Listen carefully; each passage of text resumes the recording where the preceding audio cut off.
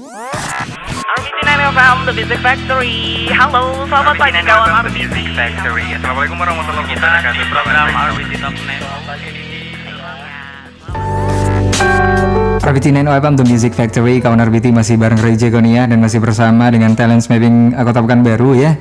Kita masih bersama di RBT Top 9 untuk hari ini 23 Agustus 2019. Seperti biasa kita ingatkan kembali untuk yang simak kita di sini nanti bisa juga saksikan di channel YouTube kita di RBT9OFM plus Instagram kita juga di follow di RBT9OFM dan dengarkan juga nanti langsung kita di live streaming www.rbt9ofm.net. Oke, kita masih bersama dengan Mas Heri Maulana MPD selaku Talent Mapping Practitioner untuk daerah Kota Pekanbaru ya. Mas Heri, ya, masih semangat ya? Semangat harus sih ya. Kita udah ngomong panjang lebar tadi. Apa itu Talent Mapping, juga sudah ada sosok inspiratif ya, sangat bagus sekali. Pokoknya sangat banyak yang bisa diambil dari seorang Abah Rama Royani selaku founder untuk Talent Mapping ini. Dari 2002 katanya sampai sekarang ya. Iya, 2002 ya. Oke, berbicara tentang Talent Mapping katanya ada 34 ya, 34 Betul. bakat di dalam diri masing-masing orang atau personal itu. Betul. Banyak sekali ternyata Mas Heri ya. Banyak. Itu poin per poin itu ada contoh yang bisa dikasih gambaran nggak ini dari Talent Mapping sendiri? Okay. Mungkin nomor satu ini gitu, ini contohnya gini gitu. Oke, jabarannya ya. Nggak mesti semuanya sih, aduh. Semuanya tuh nggak ikut training ya gitu. Oke, kawan RBT dan Bang Ray. Sebelum saya ke sana, jadi Abah Rama memetakan. Jadi dari 34 itu Abah permudah lagi nih.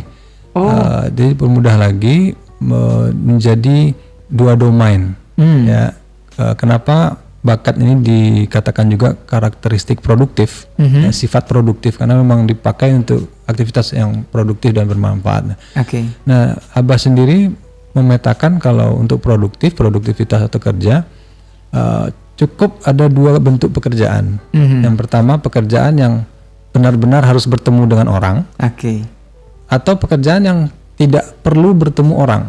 Nah, jangan tambah yang ketiga ya, bertemu makhluk astral misalnya. Alam lain.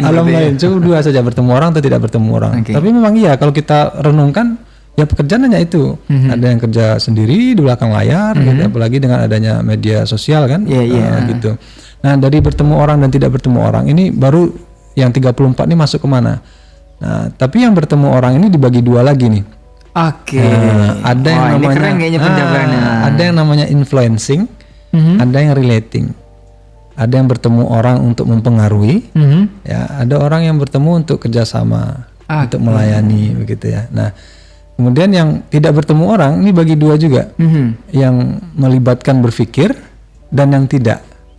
Ada yang tidak. Karena kan ada pekerjaan yang tidak perlu berpikir terlalu keras. Mohon maaf, misalkan di pabrik ya, automatically misalkan administrasi. Nah, udah alurnya kayak gitu. Udah begitu gitu.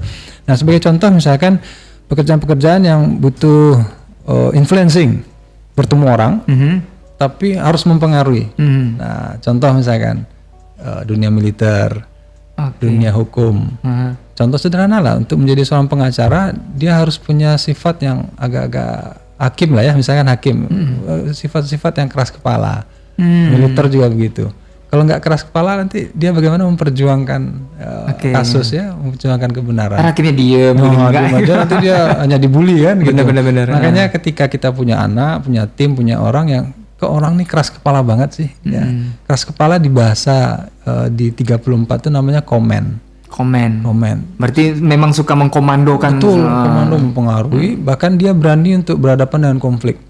Kalau bahasa kasarnya, lu jual gua beli. Nah, itu dibutuhkan oleh, suka kali gitu ya. Betul, kan ada ya orang-orang yang kok ini suka bantah sih, keras kepala gitu. Padahal orang-orang seperti itu cocok kerja memang butuh pressure begitu, hukum. Berarti sebenarnya seseorang yang punya sifat itu bukan berarti dia nggak ini ya, tapi ada penempatannya yang khusus di suatu pekerjaan yang cocok memang. Itulah mengapa Talent Mapping ini bisa menyadarkan orang tua, pimpinan ya, agar memang cocok namanya bikin peta labeling ya. Tidak cepet-cepet labeling. Oke. Contoh sederhana, kita punya orang ini temen gue kok cerewet banget sih. Iya. Oh, dikomentari apa aja diomongkan gitu. Benar-benar. Nah, cerewet bahasa 34-nya namanya communication. Oke. Nah, orang yang komunikasi kira-kira pekerjaan apa sih yang cocok untuk dia?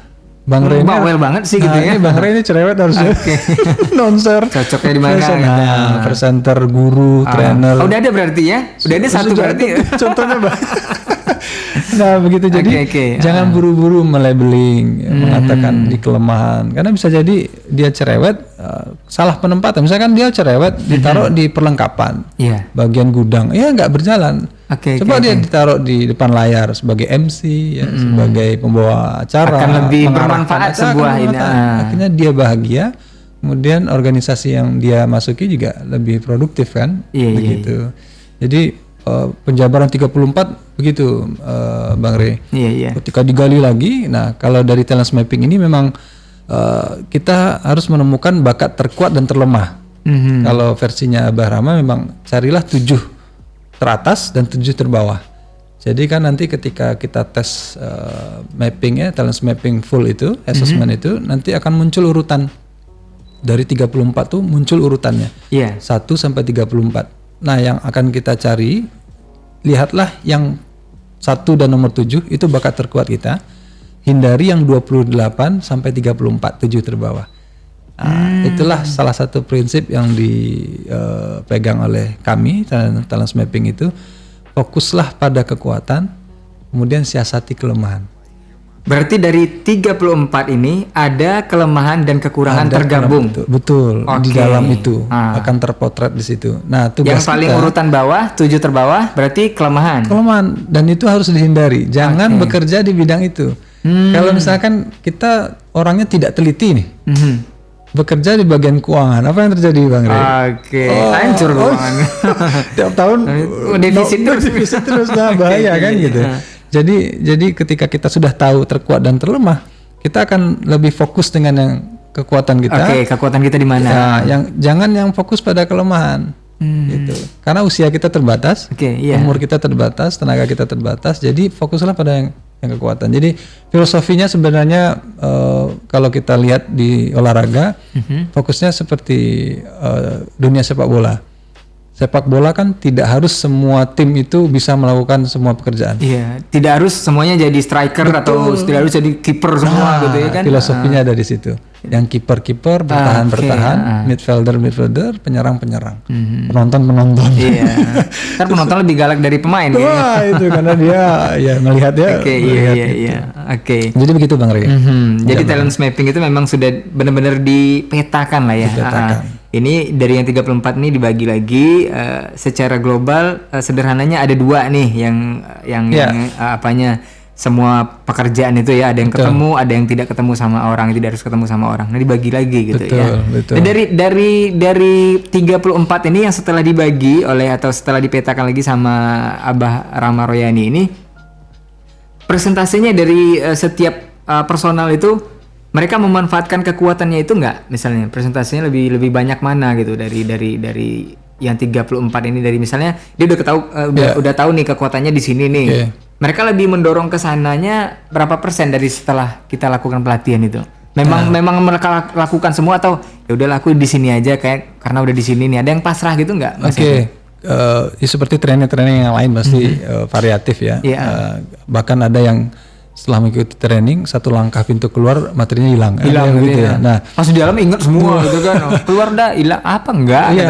Makanya di talent mapping ini ketika ada yang mengikuti training, nanti dia akan tahu talent mapping ini akan digunakan untuk apa nih. Bagi HRD pasti dia akan memanfaatkan ini untuk pekerjaannya, untuk keluarga, untuk anaknya, untuk individu, minimal untuk dirinya sendiri. Memang kembali lagi ke orangnya, ketika dia mendapatkan ini, hasil ini kita arahkan, analisa, dia memakai ini apa tidak, pasti kita akan kembalikan ke orangnya gitu. Yang pasti kita udah kasih ways-nya ya, udah kasih jalannya ya. Betul, kita kasih penyadaran lah begitu ya. Nah, tapi memang akan ada benturan, salah satunya ketika dia sudah bekerja well paid, bayarannya bagus, dia nggak butuh berbakat apa tidak. Yang penting aku kompeten. Untuk urusan bahagia apa tidak itu urusan belakangan. Tapi faktanya ada orang yang sudah puluhan tahun bekerja di situ, akhirnya dia memilih untuk resign kan banyak tuh. Nah itu ketika dia menemukan itu pasti ada orang yang bekerja tidak sesuai dengan bakatnya, panggilan hidupnya, pasti akan ada ketidaknyamanan gitu. Orang yang tadi ya banyak faktor sih, mungkin ketidaknyamanan, jenuh atau kayak gimana, karena ada rasa yang hilang mungkin dari ini. Kayaknya nggak pengaruh sama berapa income yang dihasilkan tiap bulan atau tiap tahun atau kayak gimana. Mungkin ada sisi lain itu itu yang mungkin yang dipetakan salah tadi. Satunya ada di situ ketidakcocokan antara kepribadian dia dengan pekerjaan. Itu talent mapping di situ. Keren pokoknya. Kayaknya semua yang ada di Pekanbaru kayaknya harus ikut nih ya. Spesial mungkin kawan RBT ya. Oke Mas Iri, kayaknya kita stop dulu. Nanti kita akan bicara nih seputar eventnya nanti yang bakal ada di Grand Zuri ya. Nanti semua bakal datang ke sana kayaknya. Dan Kawan RBT kita akan lanjut nanti dengan Mas Heri Maulana MPD selaku Talent Mapping Practitioner untuk daerah Kota Pekanbaru. Jangan kemana-mana, tetap di sini. Masih di RBT Talk 90 untuk edisi Jumat hari yang ke-23 ya di bulan Agustus 2019.